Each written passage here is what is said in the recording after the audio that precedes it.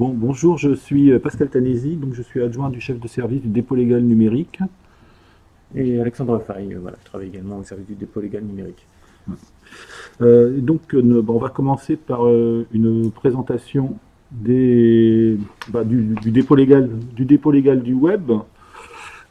Sur les origines aussi. Donc cette petite frise vous montre déjà en effet dans quel cadre légal s'inscrit la collecte du web, puisque ça commence par une image de François Ier, donc qui est à l'origine du dépôt légal, qui en effet a imposé, enfin, a institué le fait que tout ouvrage imprimé devait faire l'objet d'un dépôt à la Bibliothèque royale, donc en 1537.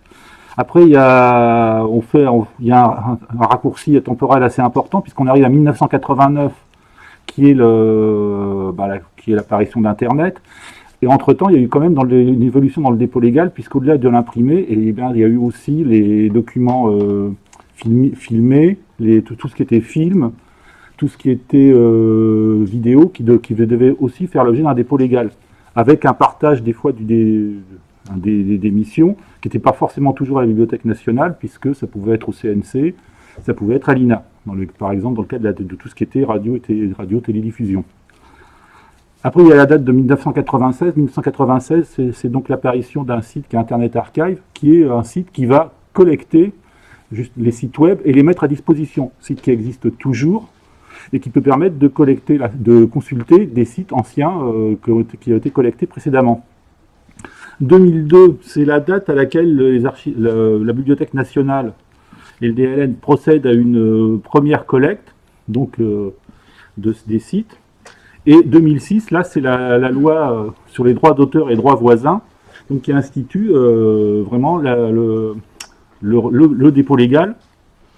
Donc ça, on précisera après, donc 2011, l'inscription au Code du patrimoine. Et en 2014, c'est le fait de pouvoir donner accès à ces archives dans des bibliothèques de dépôt légal imprimeur en région. Donc, la loi donc je viens de parler, la loi sur les droits d'auteur et droits voisins, donc qui donne la BNF pour mission de collecter, conserver et communiquer les signaux écrits, images, sons ou messages de toute nature. À partir du moment où ils sont communiqués au public par voie électronique.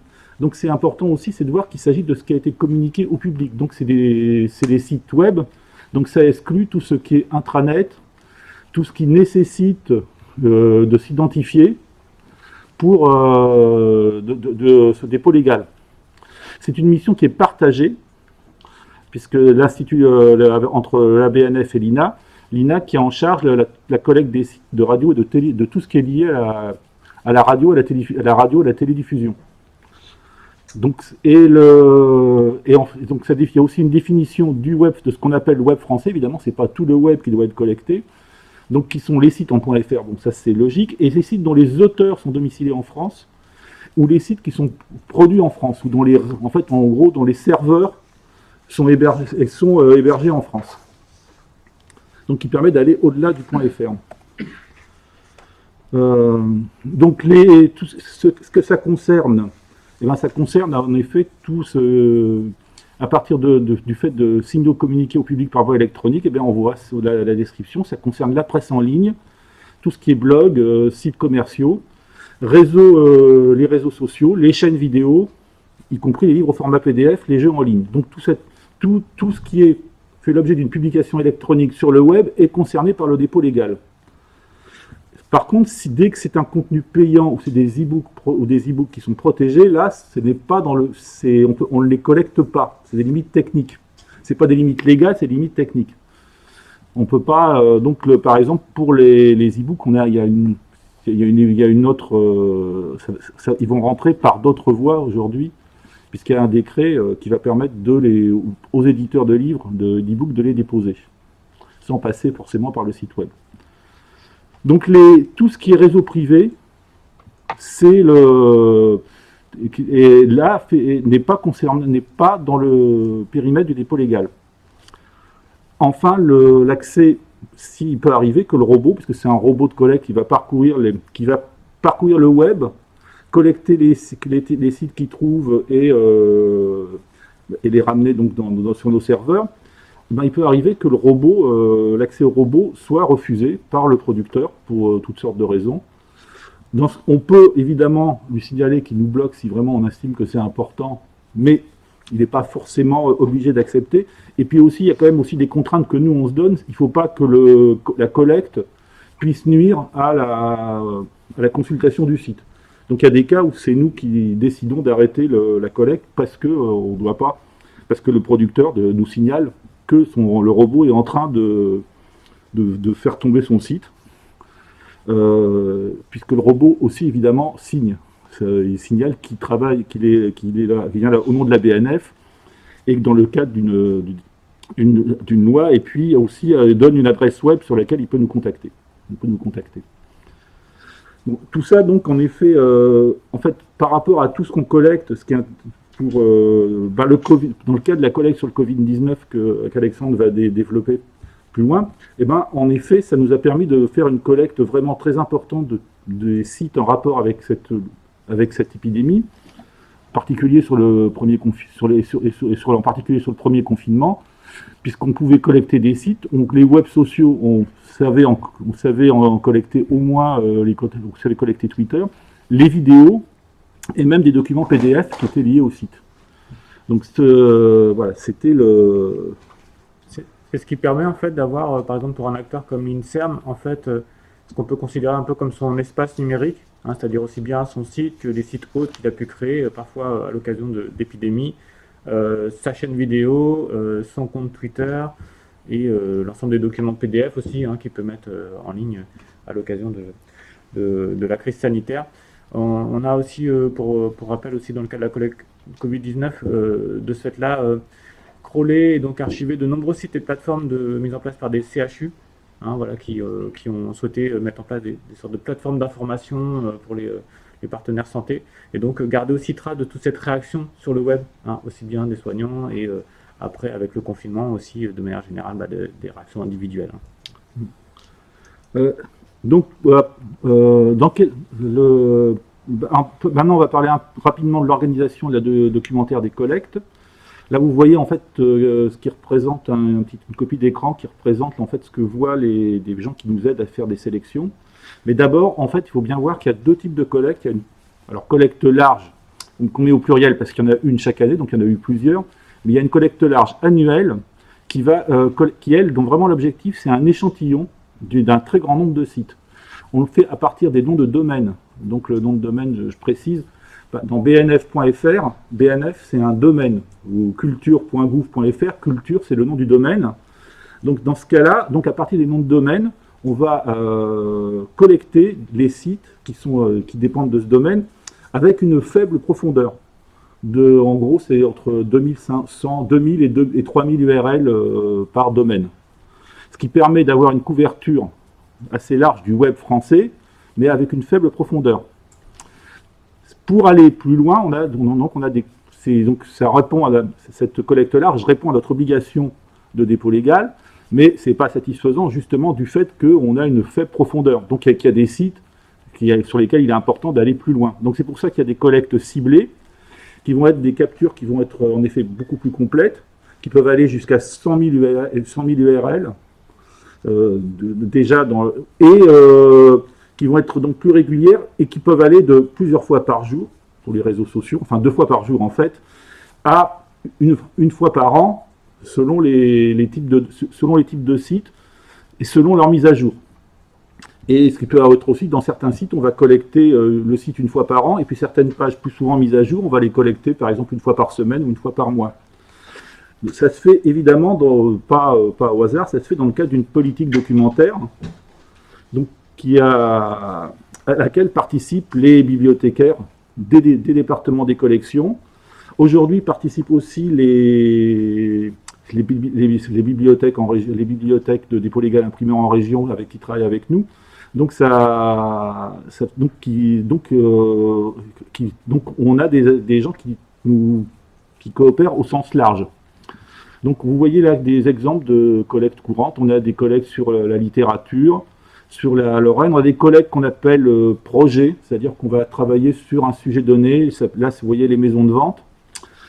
Et on a aussi, ce qui est assez important, alors qui constitue une exception à ce que je vous ai dit. Je vous ai dit que quand il faut s'identifier avec un identifiant, un mot de passe, eh ben, le robot n'y va pas. Il y a la collecte actualité. Alors la collecte actualité, vous voyez, il y a une collecte actualité et presse payante. La collecte actualité, ça consiste en effet à collecter ce que la presse met en ligne de façon ouverte à tous les internautes, sans avoir à se connecter. Mais c'est pas satisfaisant du fait qu'il y a de plus en plus, surtout les grands journaux, eux procèdent, donnent accès soit à un article, soit une partie de l'article, soit seulement à certains articles, et pour le reste, il faut se connecter en tant qu'abonné. Donc, dans le cadre de cette collecte presse payante, on a contacté des groupes de presse et on leur explique ce que notre mission, et on leur demande de laisser passer le robot, soit en le reconnaissant grâce à son adresse, soit en lui donnant un identifiant, un mot de passe, pour pouvoir collecter les sites abonnés. C'est un travail sur le long terme, on n'a pas encore tous les groupes de presse, on les contacte une fois par an généralement, pour pouvoir, parce qu'ensuite évidemment quand ils donnent leur accord, il y a encore tout un travail de test, de vérification pour être sûr qu'on a bien les sites abonnés. Et ensuite il y a même un travail sur cette presse, il y a un travail de contrôle, parce que les sites de presse, pour des raisons tout à fait légitimes, parce qu'ils doivent se protéger contre les hackers, eh bien ils peuvent changer les méthodes d'accès. Donc il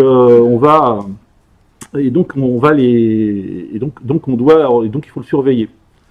Et donc les collectes projets, elles sont des collectes sur des thèmes précis, donc les enjeux environnementaux, l'intelligence artificielle et les vidéos. Voilà. Donc là c'est qui font permettre aux bibliothécaires qui font les sélections des sites ou des pages de travailler sur des sujets communs, même si ils appartiennent pas au même département des collections. Oui, ce qu'il faut voir, c'est qu'en fait, lorsque la crise sanitaire est apparue, en fait, on avait déjà une base de travail constituée par nos correspondants, et que parfois on a pu, en fait, surtout modifier la fréquence de collecte de certains sites. Donc, c'est pour ça que vous avez la timeline un peu de la collecte du site de l'INSERM en dessous. Donc, on voit qu'en début d'année, on avait eu une seule collecte en février, et puis à partir de mars, on est passé à un rythme hebdomadaire jusqu'à quasiment juillet. Voilà. Et donc en effet, le fait quand il y a eu le premier confinement, le fait d'avoir cette organisation, d'avoir des outils techniques aussi qui nous permettaient de faire venir, même y compris à la condition que ce soit encadré, des listes de sites qui ne venaient pas des correspondants habituels, nous a permis de nous organiser assez rapidement et d'avoir vraiment une couverture assez complète, alors au sein de la Bibliothèque nationale et aussi auprès des bibliothèques des polygales imprimeurs. Oui. Donc la collecte, en fait, elle s'est appuyée sur le réseau national des correspondants, qui est constitué de deux réseaux. Donc d'abord un réseau interne à la BNF. Alors DCO, c'est pour département des collections, où on va avoir en fait des spécialistes au niveau d'une thématique, et un petit groupe aussi, la collecte éphémère, donc de l'actualité éphémère, qui se réunit une fois par mois pour se distribuer un petit peu les sites de l'actualité pour mieux les couvrir. Donc voilà, ça c'est quelque chose qui a été mis en place suite à la collecte urgence attentat. Les attentats 2015, du coup on a fait évoluer notre dispositif d'organisation de façon à mieux suivre un peu l'actualité. Et puis on a un réseau externe qui s'appuie sur les BDLI, Bibliothèque de dépôt légal imprimeur en région, avec des correspondants qui du coup ont été amenés à collecter sur la collecte Covid, suite à un message de la présidente de la BNF, Laurent Saint-Gel, qui les a invités à participer à cette collecte-là. C'est un réseau qui participe habituellement aux collectes électorales. Donc on avait des gens effectivement formés qui étaient capables de réagir assez vite, même si toutes les régions n'ont pas forcément été couvertes parce que parfois on n'a pas eu le contact avec la personne, pour des raisons des fois aussi personnelles ou locales, comme pour les collectes de Grand Est, c'était pas forcément toujours évident au début en mars. Mais voilà, ça permet d'avoir du coup ce système-là à la fois une bonne couverture thématique, on va dire des thématiques plutôt disciplinaires, et puis une bonne couverture territoriale. Juste un mot sur la collecte éphémère, ça ne concerne pas que des sujets dramatiques comme les attentats, une épidémie. Ça peut être aussi, on suit des événements de l'actualité, ça peut être des festivals, des prix littéraires, enfin, c'est des que des événements plutôt optimistes ou plaisants. Voilà, on sait pas, on se contente pas de collecter tout ce qui est lié à des tragédies. Des petites captures d'écran du blog Web Corpora sur lequel vous trouverez les articles qui concernent cette collecte Covid-19. Alors, au niveau de l'organisation, du coup, je viens d'en parler. Donc, le début, les premières sélections sont passées, du coup, via cette collecte de l'actualité éphémère. Et puis ensuite, on a eu, du coup, une forte participation du réseau interne et externe. On a donné, du coup, des consignes de saisie des mots-clés, sachant que très rapidement, l'IIPC, donc il y a un consortium au niveau international auquel participe la BNF, a souhaité lancer une collecte Covid. Et donc, du coup, l'organisation a elle-même du coup donné des consignes un petit peu, hein, donc un peu documentaire, voilà, parce qu'elle souhaitait elle aussi qu'il y ait une bonne couverture territoriale, et puis aussi sur un peu les mots-clés, donc voilà, type aspect scientifique, enfin le type d'auteur, est-ce que ce sont des institutions ou des blogs plutôt personnels. Voilà, donc on a repris un petit peu voilà, les mots-clés de la collecte IPC pour les appliquer, puis après aussi des mots-clés qui pouvaient être libres saisis. Donc voilà, ce qui s'est mis en place, c'est une collecte dynamique avec du coup une très très forte participation. Et puis on a souhaité aussi, en travaillant avec l'AFNIC, archiver en fait des sites qui ont été créés voilà, en mars-avril avec des termes qu'on retrouvait dans le nom de domaine déposé du type Corona, virus, Covid, voilà, pour avoir aussi une image de toutes ces créations qui ont été réalisées au moment du premier confinement. Avec parfois des sites voilà, marchands, mais aussi des sites, des plateformes d'entraide, enfin des choses très très variées, voire un jeu en ligne aussi créé pour l'occasion. Voilà. Et des sites qui renvoyaient finalement vers comment laver votre voiture ou comment, voilà, comment nettoyer votre appartement. Des choses qui n'avaient rien à voir, mais aussi des choses intéressantes, comme Génération Covid aussi, qui souhaitait recueillir des témoignages, enfin voilà, une grande variété finalement de sites. Là, un petit graphique pour vous voyez un petit peu l'importance en fait des saisies faites par les correspondants, du travail avec l'AFNIC. En vert, ce sont vraiment les sélections dans le sens de création d'une nouvelle fiche. Et puis en bleu, ce sont les mises à jour. Alors j'ai pas la date, je peux pas vous dire combien on avait de fiches finalement statistiquement par mois, mais ce que vous voyez, c'est plutôt à la fois le travail de création et de monitoring de la collecte, avec deux grandes phases où on a eu des désactivations en juillet, parce qu'effectivement la collecte avait tendance à enfler et il fallait aussi gérer le budget. Mais une mise à jour, ça peut être aussi bien une désactivation qu'une réactivation. Hein, vous avez un petit peu les deux. Donc là, la courbe bleue qui augmente récemment, c'est plutôt lié à la 5e vague, donc on est plutôt sur des réactivations. Ce qui veut dire qu'en fait, sur cette gestion de la collecte, ce qui a été très important, c'est les premières saisies, puisqu'on continue à s'appuyer dessus comme une base de travail lorsqu'il y a des nouvelles vagues pour vérifier si les URL mériteraient d'être à nouveau crawlées, vérifier si elles n'ont pas changé aussi, parce que on avait certaines URL en février du type maladie de Wuhan qui sont devenues ensuite voilà, rubrique coronavirus, qui sont devenues ensuite la rubrique Covid-19 et ainsi de suite, avec le changement de vocabulaire, et puis ensuite les rubriques santé, vaccination qu'on trouve plutôt maintenant. Voilà, juste pour voir un petit exemple de ce que donne une fiche de notre côté, donc sur voilà, un petit site un peu de vulgarisation. Voilà, avec les mots-clés. Ce qu'on peut faire aussi, c'est rajouter des URL supplémentaires pour mieux guider le robot.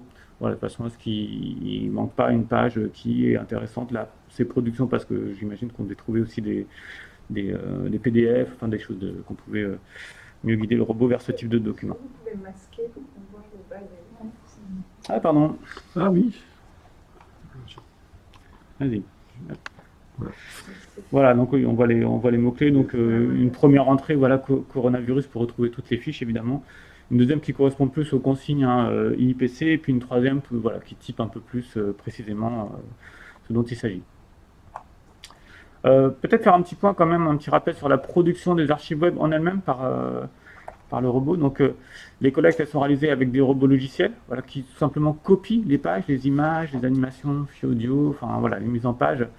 Ce qu'il faut bien voir, c'est quand on parle de budget, voilà, quand on a une CSS pour la mise en forme, voilà, ça compte une URL. Quand on a une image, ça compte une URL. Et vu la multiplication du nombre d'images qu'on a sur des pages web, évidemment, le budget peut être très rapidement consommé. Voilà, les URL, c'est ce qui donne l'emplacement des images. Ensuite, on va avoir des liens hypertextes que le robot va suivre. Voilà, et donc, si on regarde un petit peu précédemment cette fiche-là, là, on a une configuration qui demande de crawler ce site une fois par mois, mais avec une profondeur page plus 2. Là, on n'est pas sur un site où on va le crawler en domaine, mais en page plus 2, donc c'est-à-dire 2 liens hypertextes qui vont être suivis. Donc finalement, le robot va ramener des choses qui sont sur le site visé, mais aussi des liens vers d'autres sites mentionnés par le site source. Voilà. Ce qui est aussi assez intéressant, mais ce qui fait aussi qu'on va ramener des documents dont on n'a pas forcément connaissance. Voilà. Voilà, donc c'est ce que je disais un petit peu. Une collecte, elle se définit par ses paramètres, la fréquence, la profondeur, le budget.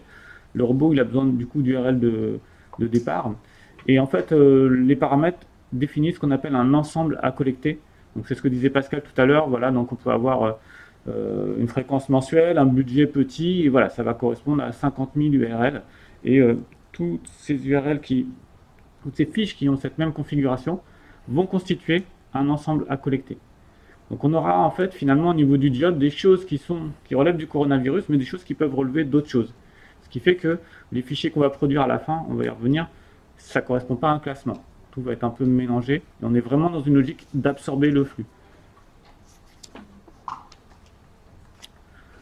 Donc voilà, le robot de collecte, du coup, une fois qu'il a son job, il est lancé, et ensuite l'objectif c'est de produire des fichiers WARP qui sont des fichiers de conservation, voilà, le format standard.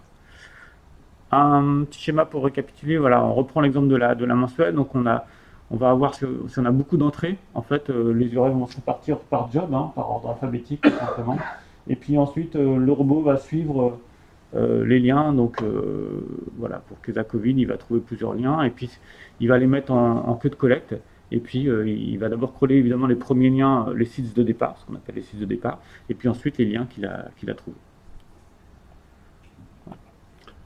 Nous, notre travail, c'est aussi de surveiller la collecte, de mettre des filtres, voilà, parce que parfois le robot s'égare vraiment complètement, et puis de stopper la collecte à un moment donné quand on considère que voilà, il a fini de trouver des URL intéressantes et qu'il a crawlé ce qui était vraiment visé. Et voilà, contrôler aussi les logs, les réponses HTTP, parce qu'on peut aussi être blacklisté, parfois être amené à contacter le producteur pour demander à ce qu'il débloque la situation. Là, on n'a pas toujours eu le temps sur la collecte Covid, mais c'est quelque chose qu'on fait plus systématiquement pour les élections, pour les collectes électorales, par exemple. Juste, ouais, avant de passer sur les conditions de consultation, aussi, Alexandre a parlé du fait qu'on collectait aussi les images, enfin tout ce qui ont des URL. Il y a aussi un processus de déduplication qui fait que si une image ce type de support a déjà été collecté dans une collecte précédente, le robot ne la recollectera pas. Alors il reconnaît évidemment l'URL. Si l'image a des noms différents, là il ne le saura pas. Mais en tout cas, ça permet aussi d'éviter d'alourdir la collecte en nombre d'octets, de téraoctets. Donc sur les conditions de consultation. Alors les conditions de consultation, en effet, le principe de la loi fait que les archives ne peuvent être consultées qu'à la Bibliothèque nationale de France, à la BNF, ou dans les bibliothèques de dépôt légal imprimeur. On ne peut pas mettre les archives de l'Internet, ne peuvent pas aller sur Internet. En fait, aujourd'hui, c'est dans le cadre de la loi. Donc, par contre, elles sont consultables par tout chercheur accrédité. Alors, un chercheur accrédité, ça peut être un lecteur qui va venir à la Bibliothèque nationale et qui va dire « je fais une recherche sur les archives de l'Internet ». Bon, voilà, dans ce cas-là, on lui donnera l'accréditation. Et il va donc les collecter, la consulter depuis une application. Donc il y a des archives qu'on appelle archives de l'Internet, et elle est accessible donc à la BNF, ce que je vous disais, les BDLI qui sont sur lesquels ça a été déployé, les BDLI imprimeurs. Donc vous avez là un exemple, et là vous avez une carte qui représente tous l'endroit où il y a des BDLI. Alors comment consulter? En fait, on peut faire une recherche. Alors la façon principale, c'est la recherche par URL. Le défaut, c'est qu'il faut connaître l'URL exact. Au moins l'URL de départ. On ne peut pas aujourd'hui, c'est vraiment des problèmes de lourdeur et de temps on ne peut pas rechercher sur une partie d'URL. Pour certains corpus qu'on a pu identifier, eh bien, on va là avoir la possibilité de faire d'une recherche par mot, et là, pas mot dans les URL, mot dans le texte des sites collectés. Donc ça touche les actualités, les attentats de 2015, ce qu'on a appelé les incunables du web, donc c'est la partie le web avant le web, et aussi le Covid-19. Pour le Covid-19, alors en fait, là, on a été amené à faire un choix, c'est-à-dire on a considéré, même si ça crée un peu de bruit, qu'on s'est concerné le premier confinement, et qu'on indexait en plein texte toute la période qui allait du 1er mars au 31 juillet, je ne me trompe pas. Non, on a élargi suite à des échanges avec des chercheurs qui s'intéressaient vraiment au vocabulaire, aux premières mentions en fait, du terme voilà, coronavirus. Et du coup, finalement, pour l'actualité, on a pris en compte aussi février et janvier. Oui, c'est ça, oui. Donc évidemment, là, on a pris tout ce qu'on a collecté ne concernait pas le Covid, donc on a généré un peu de bruit. On a estimé que c'était préférable à avoir du silence sur cette partie-là. Après, donc, il y a l'autre aspect, c'est les parcours guides. Il y a aussi, pour des gens qui veulent découvrir les archives de l'Internet sans avoir de sujet précis, ils ont la possibilité de consulter ce qu'on appelle des parcours guidés, qui sont une sélection de sites sur des sujets de données qui sont faits par nos correspondants et par nous aussi, qui vont permettre d'accéder directement à des sites et d'avoir une idée de ce qui a été collecté, voire à partir de là, peut-être de trouver un intérêt pour certains types de recherches. On doit le faire, tout ça, ça doit se faire dans le respect du droit d'auteur, donc on ne peut pas faire d'export ou de publication des contenus sans l'accord des auteurs. On doit...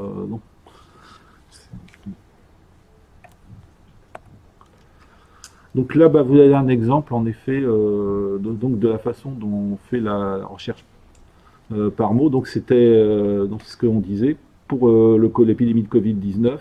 Ça a été on a indexé tous les jobs qui étaient sur la période janvier à juillet 2020. Oui, c'est-à-dire que par rapport à la façon dont on produit, il a fallu définir chronologiquement la collecte. Donc on voulait quelque chose peut-être un peu plus réduit, mais en discutant avec les chercheurs, on a élargi à janvier, juillet. Juillet, c'était important parce que on a fait des contrôles qualité en juin, et donc du coup c'était un peu la collecte voiture-balai, on va dire, qui permettait de ramener aussi des choses qu'on n'avait pas forcément bien collectées, donc en rajoutant notamment des URL supplémentaires pour mieux guider le robot. Assez rapidement, on s'est dit qu'on souhaitait faire un parcours guidé de cette collecte, donc on pourra y revenir un petit peu après sur ces discussions justement entre flux, mémoire immédiate, mais c'est quelque chose qu'on a souhaité faire et qu'on a publié du coup quasiment à la date anniversaire du premier confinement.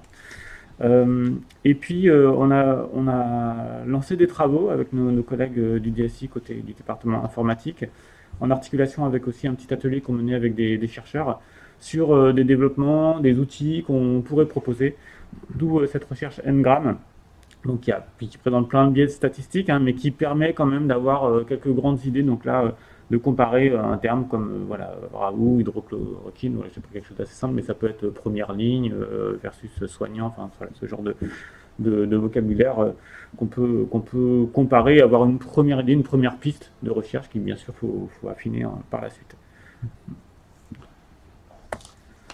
Donc il y a aussi on a procédé aussi à une valorisation de la collecte du Covid-19. Donc là aussi, ça fait l'objet d'un parcours guidé avec auxquels ont participé les bibliothécaires de la BNF. Et donc, il y a 126 captures qui sont présentées, évidemment, 126 captures par rapport à la totalité de ce qu'on a collecté. C'est fait, mais ça donne déjà vraiment un bon aperçu de ce qu'a été de cette collecte et de ce qu'on pourra y trouver pour des personnes qui voudraient approfondir.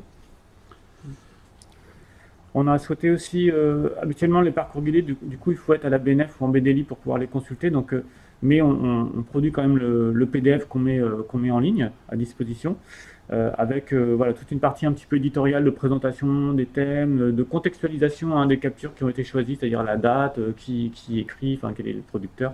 Et puis on a contacté aussi des producteurs pour avoir le droit sur certaines captures, de façon à produire en fait un diaporama illustré qui accompagne le parcours guidé. Donc voilà, ça c'est dans une optique un peu plus grand public, sachant qu'on avait aussi des demandes un peu côté pédagogique, donc c'est ce qu'on souhaitait proposer.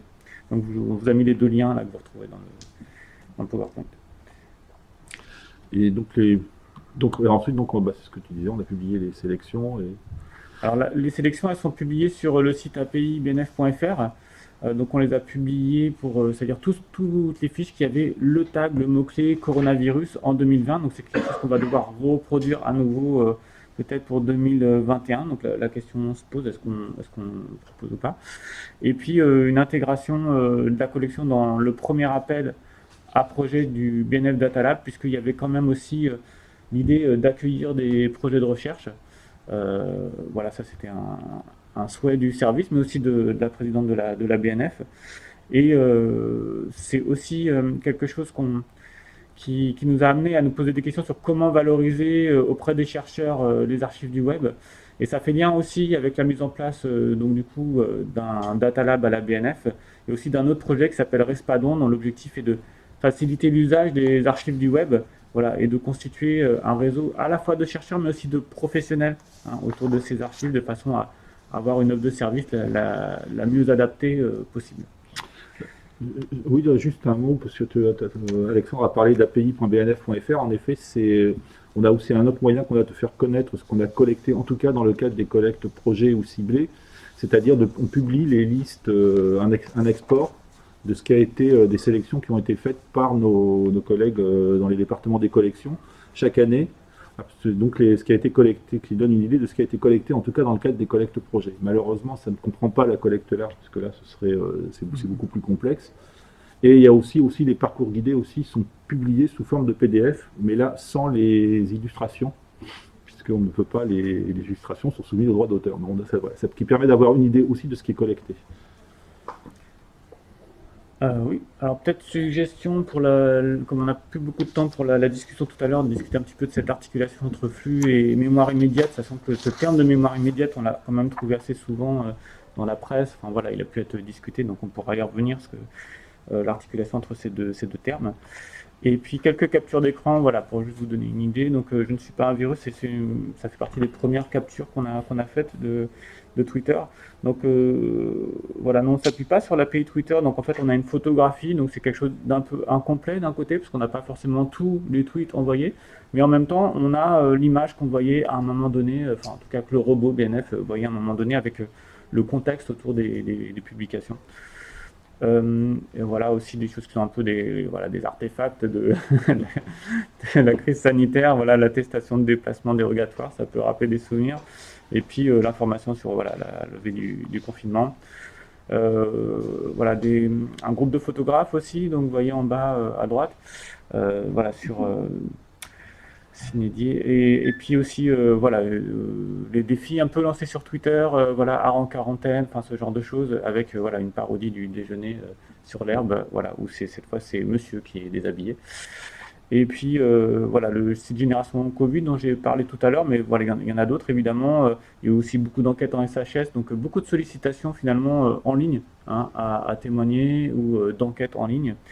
Et puis cette dernière capture, la mort, je l'ai senti tout de suite, finalement c'est quelque chose qui est arrivé beaucoup plus tard, c'est quelque chose qu'on a capturé en octobre-novembre, puisque finalement il y a eu des choses vis-à-vis des soignants enfin, évidemment ça s'est pas arrêté, voilà, au confinement, donc il y a eu aussi le deuxième confinement, il y a eu toutes ces questions de difficultés, voilà, qui ont aussi abouti au Ségur de la santé, donc c'est aussi pour dire que quand on choisit des captures, qu'on les propose dans un parcours guidé, les captures qu'on met, la façon dont on les présente, ça constitue déjà une forme de récit, voilà, et en même temps c'est assez particulier parce qu'on propose un récit sur un événement qui n'est pas totalement clos et pour une collecte qui est encore ouverte.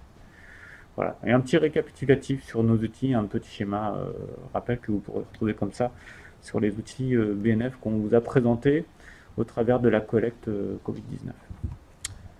Voilà. Je vous remercie. Merci.